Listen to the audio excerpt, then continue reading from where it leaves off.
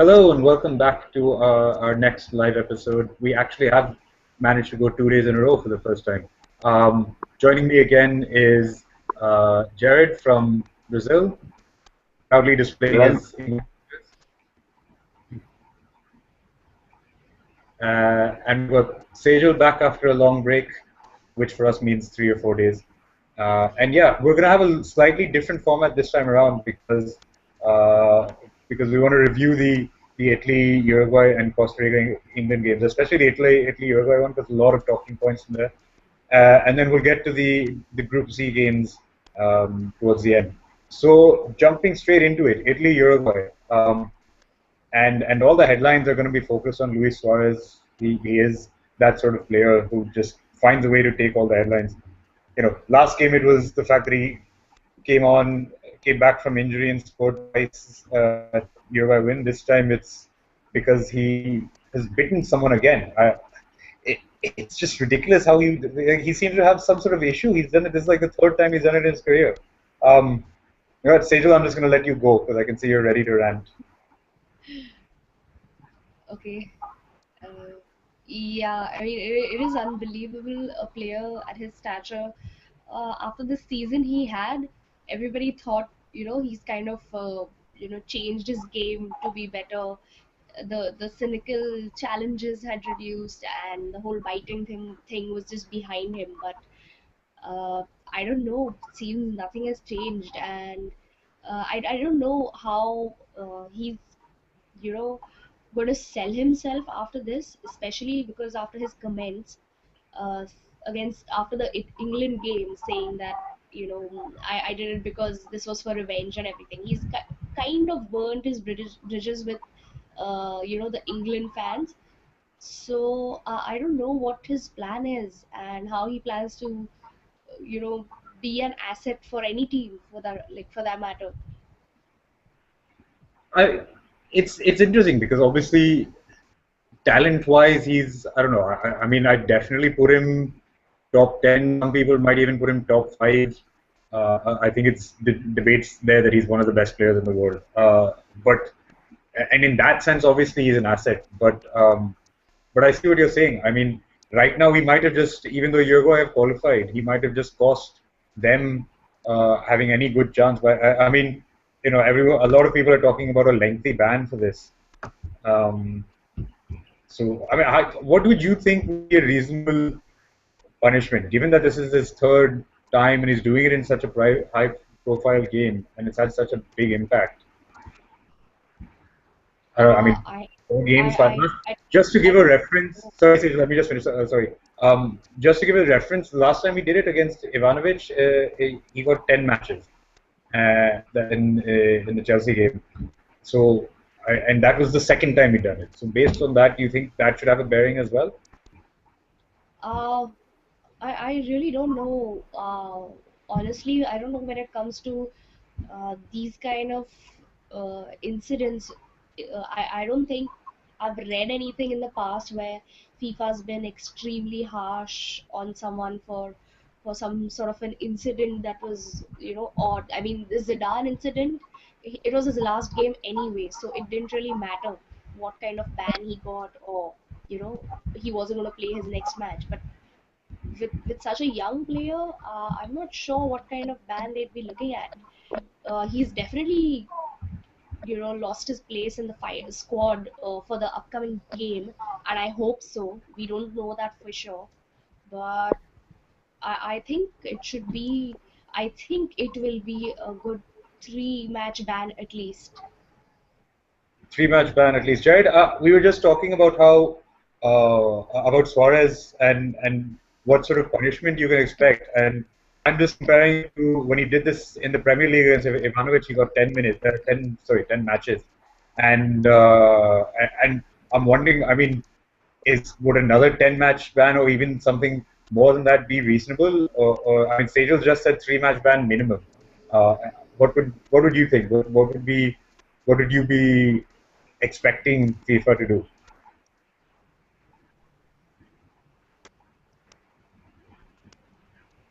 Jared, can you hear me?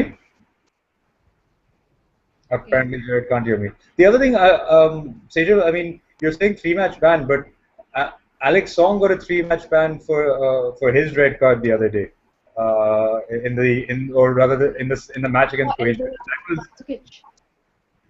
I mean, I think if that was a three-match ban, then you'd expect this to be even worse. Jared, good to have you back. I was just, did you hear my question the last time? No, sorry, man, I've just completely missed it for the last, been out for the last couple of minutes. No, I was just saying. So we were discussing what the potential punishment for Suarez could be, and just a few things as a reference. When he did this in the Premier League against Ivanovic, it was 10 matches, and Alex Song for his red card against Croatia got a three-match ban. So taking those two things into consideration, and also the fact this is now the third time Suarez has done it, what would you expect a reasonable ban to be now, or reasonable punishment to be for Suarez? I don't know. I mean, can you FIFA? First of all, I was not sure if FIFA can put a ban on him if it's forced game as such. So just to confirm, that can happen. He can get suspended now. I mean, the disciplinary committee gets to review any sort of questionable incident. That's why, where a red card usually is a one-match ban at the World Cup, Alex Song's got extended to three. I mean, I don't think there's ever been a case of someone who hasn't been carded at all in the match itself then getting banned. But I mean, surely this would be reason enough to have an exceptional circumstances justification. I agree. I mean, I thought it was absolutely. I thought it was frustrating. I mean, he's a phenomenally talented footballer who's got so much to give to the game, but yet is so prone to such stupid mistakes. And you said third time. I mean, come on, this is I mean, what, three strikes and you're out. I mean, it's.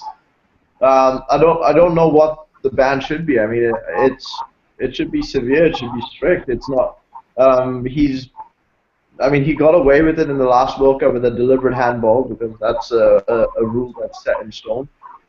But this has gone out to bite a player without any provocation. I mean, is there any provocation that can be okay for biting another player? This is football, man. I don't know what. It's just such a bizarre. Piece of bacon on that person. I don't think there's any reason to be biting that guy. Yeah, there's no exactly. I don't understand how this can be justified or what the whole circumstance, how anyone can justify this. And it's not the first time this is something like this is happening either. He's done this before. It's just downright. It's bizarre. It's bizarre. And it sucks because now I was really looking forward to seeing Italy versus Colombia or something when they play, but and to see someone like Pirlo play, but now I won't get to see that. Yes, not granted, the Suarez thing was quite different, but I could have got to see Luis Suarez play, but he shouldn't play this game. He should be suspended. He should be suspended for the rest of the tournament, and it should be a 10-game. It should be another 15-game ban. It was 10 for the last time, 10 to 15 this time around, and that should put him out of any further World Cup games.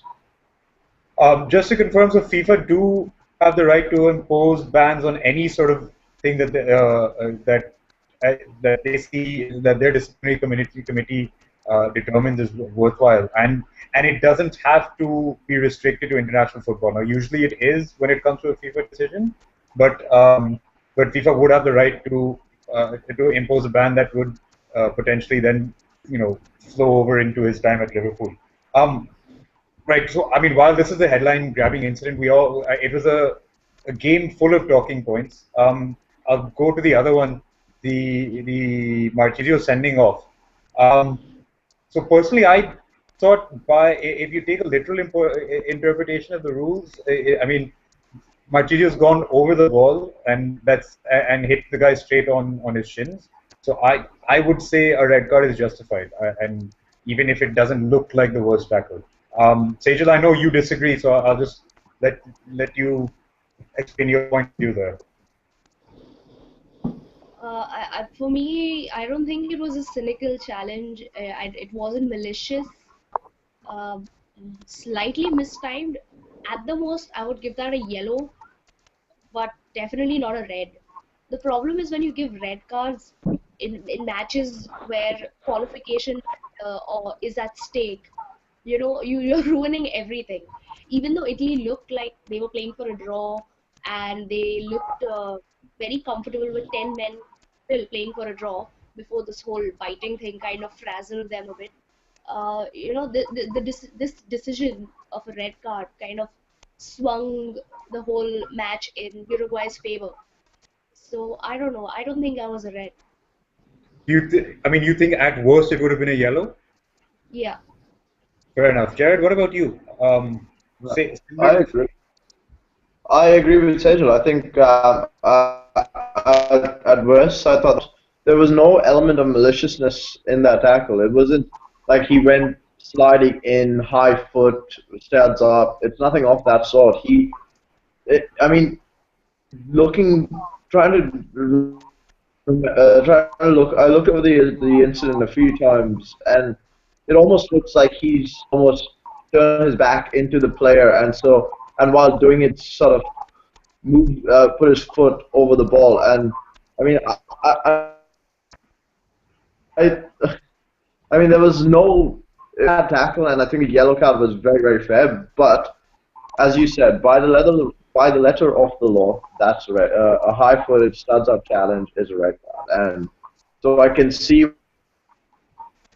why that was given. I don't. I think um, fluctuation. Well, this fluctuation based on the on circumstances. So, I mean, it comes down to whether you have to apply the letter of the law or whether the referee gets some sort of leeway in that sense, whether he can, instead of just saying this is a rule, I have to stick to it, you can just put your own interpretation of it as long as it's justifiable. But Yeah, but that's what referees are meant to do. They're not meant to take it down to the letter of the law with every. Yes, you take your shirt off, that's a yellow card. And I mean, you kick the ball away, that's a yellow card. But how often have we seen in the Premier League, in La Liga, in the Champions League, where a player kicks the ball away and the referee just goes, "What are you doing? Behave yourself," and doesn't give a yellow card. So there is always an element of leeway, and referees are encouraged to take circumstances into consideration before brandishing cards like that. And I think that in this particular case, a yellow card would have been very warranted, but I wouldn't have given it anymore. I can see why it was given, but in my opinion, it should have been a yellow card. fair enough. I mean, I think probably all of Italy agrees with both of you. But speaking of which, I mean, going on to the game itself, and you've spoken about the two biggest points, but I'm not sure how much that red card really changed things. I think looking at the balance of play, it seemed like Italy were more than content to get a draw because they knew that was all that they needed, and even without even playing with one fewer man, they seem to be doing it, seem to be holding on pretty well, like a standard Italian defensive performance. Up until it was just one slightly flukish goal as well. I mean, and sorry, I know I'm rambling when I'm supposed to be actually asking you people questions, but what I saw was literally Diego Godin like not getting to the ball, already being turned away from the goal, and just sort of flicking his head back at it, and then and even he missed the ball. Then he came off his shoulder and went into the goal. So I mean, as a game overall, I don't know how much of a difference the red card made, and how much. I mean, I expected to see a completely nil-all game all the way through. Yeah, sorry, Sejal, thoughts on the game overall? When I saw the lineup initially, I was a little surprised to see Balotelli as well as Immobile start. So I thought it'll be a slightly fast-paced game, maybe something similar to what we saw against England. But I don't know what was in the manager's mind because he substituted Balotelli in spite of him being suspended for the next match. So and then immediately and in the second half the red card happened. So they had to go defensive. There's no other option. But you're right. They did come to play for a draw, and too bad the red card happened. Uruguay, I don't know. They put wave after wave of attack, more so after the red card. But like you said, it was just a fluke goal that happened. It was just a shot in the dark, and it kind of hit the right place. Yeah. Jared, what do you think? I mean, you and Sejal just briefly spotted talked about this as well. Game overall, firstly, and secondly, Balotelli. Yeah, I think he's pretty lucky that Suarez did what he did, because otherwise, a lot of the headlines would be on how poor a game he had. Um, starting starting with a strike partner, which was a surprise, but doing his normal sort of petulant play and not really being as effective as we've seen him be. Oh, absolutely. But it's one of those things where Balotelli is a very, very moody player. It's been the way when he was playing for Inter, when he was at City, when he's not, even now when he's in AC Milan. He's shown his best form. He's kept his best form for games where he's really up for it, or international games. The Euros were a prime example. The game against England, he was phenomenal. I said this yesterday. He was the player of the game in that for that game. It is very, very imperative that for Italy to do well, they need their striker to do well. And Pirlo can create all day long, but if there's no one to get the ball in the back of the net, they aren't getting away with anything. They misfired against Costa Rica, now they misfired against Uruguay as well. And it's pretty evident that the way to get past Italy is to really start getting Balotelli wound up. He starts getting wound up, he doesn't perform as well, he commits silly fouls, and that's it. You won't see as good of a game from him, you don't see him being as threatening up front, you don't see him linking up there as well. You don't see him playing the ball himself coming up with the result. Now, in this game today, I was expecting to see. I was really hoping to see a good game from both sides. I thought, for the neutral point of view, Uruguay needed to score pretty early, which didn't happen. It took a freakish goal, like you said, from Godin for it to go in. Off his shoulder back, or whatever it is, past Buffon, who was really impressive in the game as well. I mean, there was a couple of reaction saves that he made in the first half from Suarez as well. But with the goal, there was absolutely nothing he could have done about it. It was a flukish goal, but a goal nonetheless. I disagree with the point that the change. I think it put Italy further into the shell than they were. But at the same time, they look comfortable with 10 men, but they look comfortable defending. When it came to attacking, they lacked someone. They lacked someone finishing touch, and which is a shame, because this was the sort of game where, all right, you've got Balotelli, who's already suspended for the last game. You may as well keep him on there, and hopefully he can produce the magic to finish it off. Unfortunately, I mean, I wouldn't say Prandelli got it wrong. I mean, he did a lot of things wrong. Well, I would say he did a lot of things wrong, but he got. I think that taking Balotelli off and the sending off were still two fairly in the grand scheme of things. Well, I think the problem with Balotelli is the fact that he, like you said, I mean, it's almost a sort of strategy where you can get him riled up, and that will be that's one way to counter anything that Italy have to throw at you.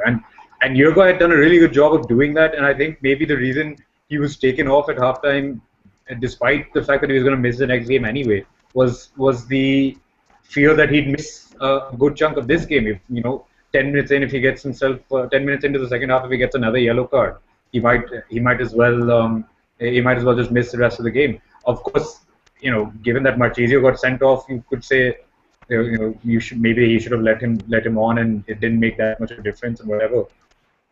But I think based on what was happening in the first half, I don't know whether you can question that particular decision.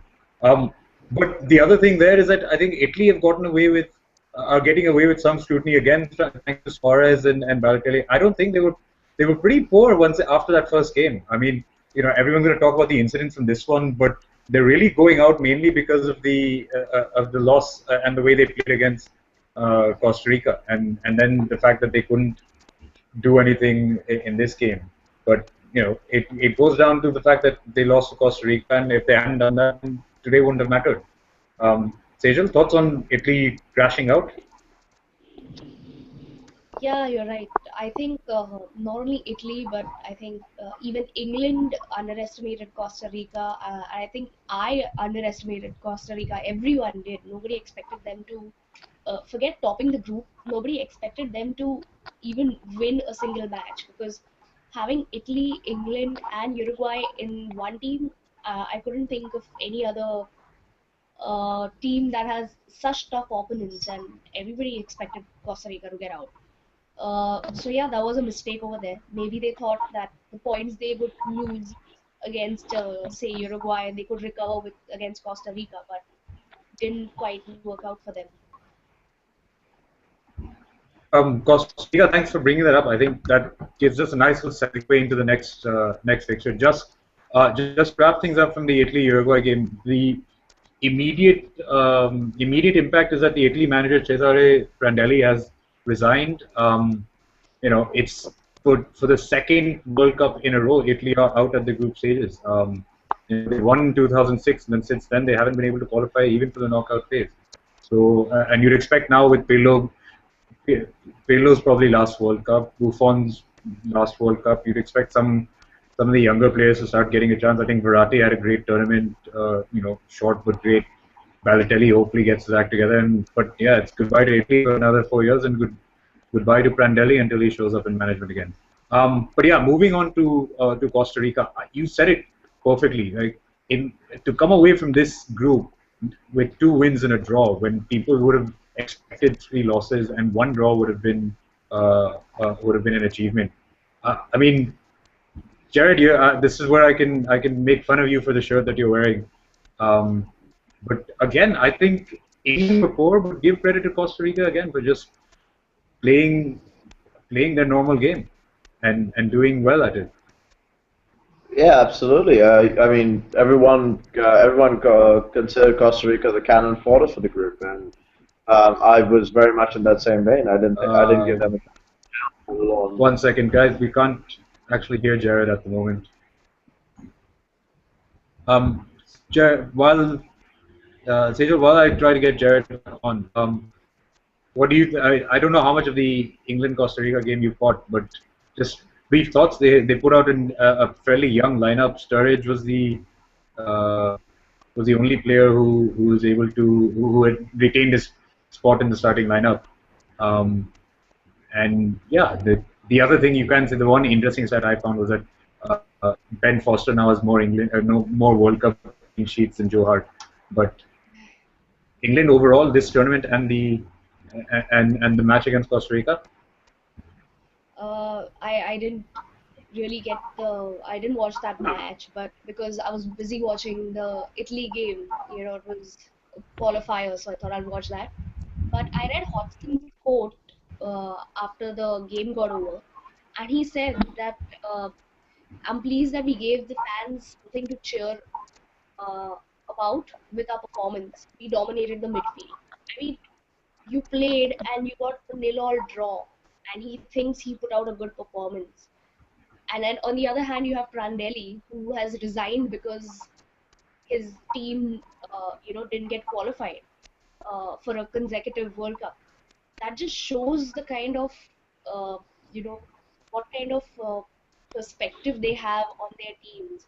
I don't think anyone in the English team really identifies with their position, barring the defenders and the goalkeeper, of course.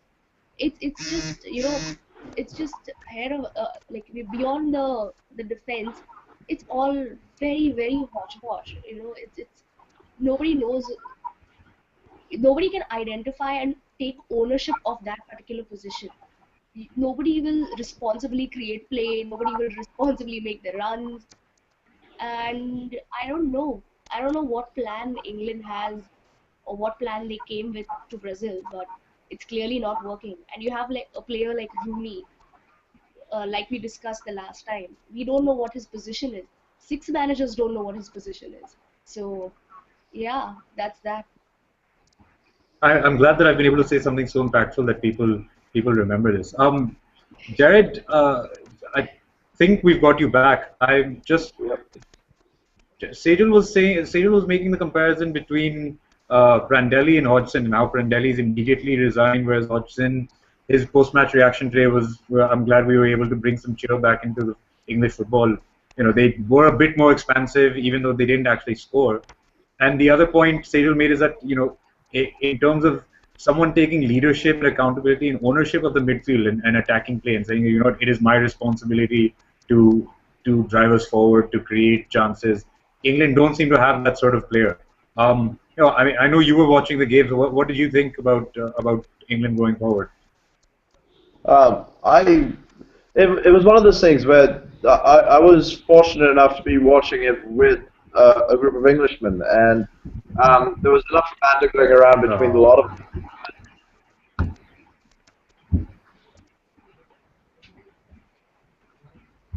Okay, we still apparently don't have Jared. I'm really sorry about that. You can hear In me? that case, you know what, Jared, if I can get you back, then I'll come back to you about England, Costa Rica. But just briefly, then moving on to tonight's games, we've got Colombia versus Japan and Ivory Coast versus Greece. The way that groups looks like now, we've Colombia have already qualified, and they're most likely going to go top. The Ivory Coast play Greece, knowing that. I mean, a draw more or less would see them through unless Japan can beat Colombia and overturn the goal difference there. So the Ivory Coast are on 3 points. Japan and Greece are both on 1. So technically speaking, the Ivory Coast and Japan and Greece all have a shot to go into the next round. What we'd have there is Greece can win and finish on 4 points, and if Japan fail to win then or don't win by a big enough margin compared to Greece, then Greece would go through. Japan similarly, if they can beat Colombia, have to then rely on either a Greece win or a big enough win over Colombia that they can overturn the goal difference versus the Ivory Coast. And the Ivory Coast, like I said, a draw should more or less do it. So yeah, what do you guys think? I mean, I know this isn't these aren't teams that we know that much about, apart from a few key players. But Sejal, firstly, I mean, just Colombia, how well they've played. Yeah, without Falcao, that too. So commendable. Full points to them for playing without the marquee player that they have, who they were, who all of us thought mostly they'd be depending on. I think it should be easy for them, to kind of like I don't think the result really matters to them because they, like you said, they've already qualified. Uh, Japan, on the other hand, key players would be Endo, who's I think scored the most amount of World Cup goals for them. So yeah, Fair enough. Jared, can we just do a quick sound check, see if you're here? You want to just say Yeah, hi? can you hear me? Okay, we do have Jared back. That's fine. Okay, you know what? I'm gonna quickly. I know this is slightly chopping in and disjointed, but just quickly back to England. You saw that game. What do you think about England going forward? What I was trying to say was, I was fortunate enough to watch the England game with a bunch of Englishmen, in fact, and we, the common consensus amongst a lot of us was that this was probably one of the lowest expectations any England squad have ever had when they've gone into a World Cup. Not pre-qualifying. This is post-qualifying. Going into a World Cup, everyone's like, "Oh, we've got Italy, Uruguay, and Costa Rica. We'll do well to get out of this group." And I mean, and I think that was fairly. I mean, yeah, of course. There was a picture that was shown up earlier on where it was old school Venn diagrams, 3 of them. One of them said dark horses, one of them said high hopes, one of them had no hopes. And we had England right in the bank center in the middle of them with and as a consensus amongst a lot of them. Which I think is very, very apt. And everyone says, "Oh, England dark horses. England, oh, they have a chance. England, no chance." Everyone said, I could say at least 3 people who said something of the lot amongst the lot with regards to each if in either circle. Now, what I was really happy with the squad, my friends, none of my friends wanted to watch it, which is why I went on my own. But what I was really happy with the lineup today was the lineup. It was probably the young. This has been one of the youngest squads England have taken over to a World Cup for as long as I can remember. With the likes of Lallana, with the likes of Barkley, with the likes of Luke Shaw, there was Lampard and Gerrard, who were the only two really senior members. You had Rooney, who's getting on a bit of an age now. They have Glenn Johnson, but that's just about it. And I think it was great to see. I was really happy with the selection. I was really happy with the fact that someone like Ashley Cole, however phenomenal he is, was not taken to the World Cup because he had the potential, because he just sat back and tried and trusted with someone new. Luke Shaw had a great game today. England weren't bad in the offensively. They Sturridge had a really great chance, which he scuffed. He went off target, but I'm as an English supporter, I'm happy with the way they have done. I mean, I know we should never have finished bottom of this group, but I'm happy with it in the larger sense. I think it's great to see taking this team forward. You could just about keep this very same team for the next coming up in a couple of years, and they should perform fairly well. Yeah, you won't have Lampard, you probably won't have Gerrard either, but for the majority of the rest of them, they are very, very good footballers. Rooney had a pretty decent, had a little cameo on the end where he found a few pockets of spaces. I think what England need is a bit more quality out wide. I was disappointed not to see James Milner earlier on in the season. I think he's a really good talent, hard-working player who will give you a bit of an end product, and he put in a few decent crosses today as well. Would have been useful in the last couple of games. At the end of the day, I think England were very, very unfortunate for one main thing, is that their best game was against Italy, who also had their best game of the tournament, and unfortunately Italy beat them. England, I could have just as easily given England 3 points. I've been okay with that. But at the end of it all, it's the way it crumbles, as I would say. But unfortunately, England saved their best performance for a team who also played out of this and had a better game, who got the result at the end of the day. They weren't bad against Uruguay, they weren't bad against Costa Rica either, but it was a dead rubber game, and it could have gone either. The game against Costa Rica could have gone either way. And Costa Rica did hit the crossbar in that game as well, but fair I thought enough. the team played very well. I mean, we're getting up on tonight's game, so just to summarize what Jared just said, England a bit unfortunate in that their best performance came against Italy's best performance, but perhaps bright things going forward. And we are getting reports maybe that Lampard's about to announce his retirement, and Gerrard could follow suit, so could be ushering a new young era in for England. Going back to tonight's games, we were just talking. The scenario is most likely the Ivory Coast are our favorites to join Colombia. They need even a draw should be enough. A win would definitely be enough against Greece. Drogba's firstly getting his first start of the World Cup instead of coming on in impact sub. And Kolo Toure is back in the lineup as well. And they're playing Greece, who also have a shot. I mean, they need, as I said earlier, they need 3 points plus ideally a Japan loss, or at the very least a Japan win that isn't big enough to beat Greece out on goal difference. At the other end, you've got Colombia, who are already qualified, so they're resting a lot of their players.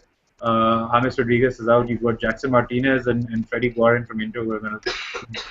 And Shinji Kagawa's back in the Japan lineup, having started on the bench against Greece in a surprising decision. And Japan absolutely need to win it, and then hold their way in the Ivory Coast Greece game. So just quickly, your thoughts and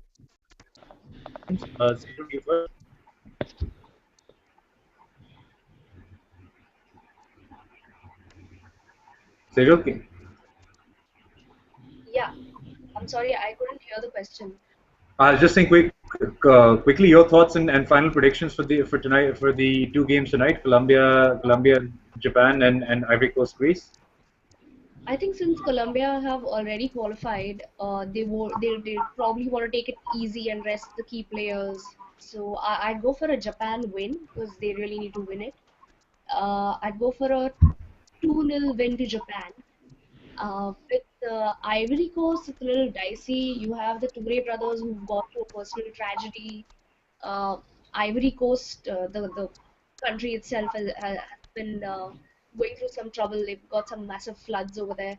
So yeah, the team members, their minds might be slightly distracted with all these things, but they still have really impactful players. They have Aurier, who's had a brilliant World Cup. They have Toure, Yaya Toure, who is definitely a match winner. So and Greece has so far been a Greek tragedy. So I think I go for a 3-0 to Ivory Coast. Okay, 3-0 to Ivory Coast. We finally got a Greek tragedy reference, and 2-0 to Japan over Colombia. Jared, what about you? What are your thoughts and final predictions for tonight's games? So fairly agree with Sejal as well. I think Japan will probably do one over Colombia. I think you'll have a strong Japanese squad. You'll have Kagawa, you'll have Kishiki Honda as well, who are very, very integral. But um, I'd say 2-0 to Japan, and I'd say 1-0 to Ivory Coast, a late Drogba winner. Oh, wait, no, Drogba won't play them. Drogba won't last 90 minutes. A late Yaya Toure winner. And he'll burst in the gear straight after, and then hand in his transfer request. Good, good. Okay, so I'm gonna back you guys up on those predictions. I'm gonna say, I mean, tighter games. I think 2-1 rather than 2-0 to Japan, and yeah, I think 1-0 for Ivory Coast is probably a likely result. And if our predictions hold true, we'd have Ivory Coast going into the next round. Anyway, the anthems have just started, so anyone who's watching, please feel free to go back to the actual football. Jared, good to have you from Brazil again. All right. I fortunately won't make it tomorrow because I'll be at the Ecuador-France game. So Yeah, I think Sejal's incredibly jealous. In case people didn't know, she's an Olivier Giroud fan, so she oh yeah, Sejal, I'll try getting a Giroud jersey for you if that's if it would make your life a little bit easier. How's your toe, by the way? I will be your friend forever if you get me a Giroud jersey. Good, good. Enjoy the games, and anyone who is watching, thanks a lot, and you'll see the YouTube link up soon. Good. Have fun, everyone.